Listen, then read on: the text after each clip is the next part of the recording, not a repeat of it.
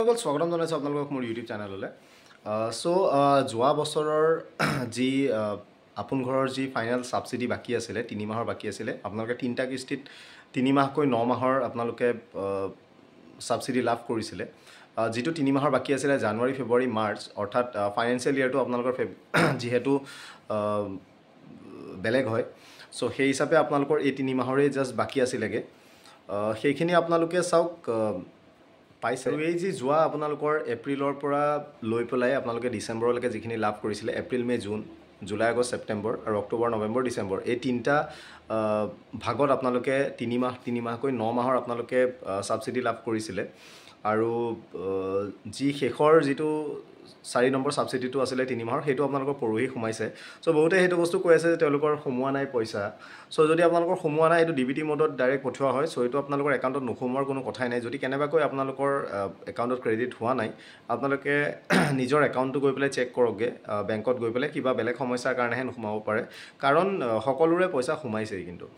আৰু চাওক, যিসকলে নতুনকৈ আপোন ঘৰ ল'ম বুলি ভাবিছে, বৰ্তমান এই প্ৰেজেণ্ট ফাইনেন্সিয়েল ইয়েৰ 24-25ৰ কাৰণে কোনো ধৰণৰ আপোন ঘৰৰ কাৰণেই হওক বা আপোন বাহনৰ ক্ষেত্ৰতে হওক বা বিদ্যালক্ষ্মীৰ ক্ষেত্ৰত হওক। বিদ্যালক্ষ্মী কি হয় সেইটো যদি কোনোবা নাজানে, মই কৈ দিছোঁ। বিদ্যালক্ষ্মী আপোনালোকৰ এনেকুৱা এটা স্কীম হয়, যিটোৰ জৰিয়তে ছাবচিডাইজড মানে ইণ্টাৰেষ্ট ৰেটত আপোনালোকে পঢ়িবৰ কাৰণে এডুকেশ্যন লোন পাব পাৰে। অ'কে, এই তিনিওটাৰ ক্ষেত্ৰত কোনো ধৰণৰ এতিয়ালৈকে নটিফিকেশ্যন অহা নাই বৰ্তমান এই বছৰত। জুন মাহত মষ্ট প্ৰবেবলি আহিব, যিহেতু মে'লৈকে সেইবিলাক কাম নকৰে। জুনত আহিলে আপোনালোকে তাৰপিছত এভেইল কৰিব পাৰিব।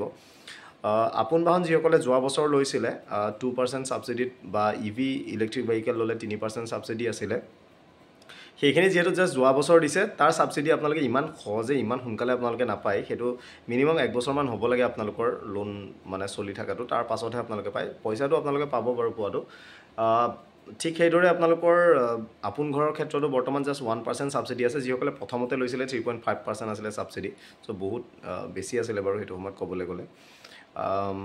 এতিয়া কথা হৈছে যে যিখিনি এই বছৰ ল'ম বুলি ভাবি আছে, আপোনালোকৰ ক্ষেত্ৰত এতিয়ালৈকে নটিফাই কৰা নাই, আপোনালোকে চাব পাৰে। কিন্তু আন এটা আপোনালোকৰ বেলেগ হোম লোনৰ স্কীম আছে, এইটো হৈছে প্ৰধানমন্ত্ৰী আৱাস যোজনা, য'ত আপোনালোকে আপ টু 2.5 লাখ আপোনালোকে ছাবচিডি পাব পাৰে ইণ্টাৰেষ্ট ৰেটত। সেইটো আপোনালোকে স্কীম চেক কৰিব পাৰে, গুগলত গৈ আপোনালোকে চালে সহজে পাই যাব। ইমানেই। যিসকলে লৈছিলে লোন, আপোনালোকৰ ছাবচিডি এমাউণ্টটো হয়তো সোমাইছে।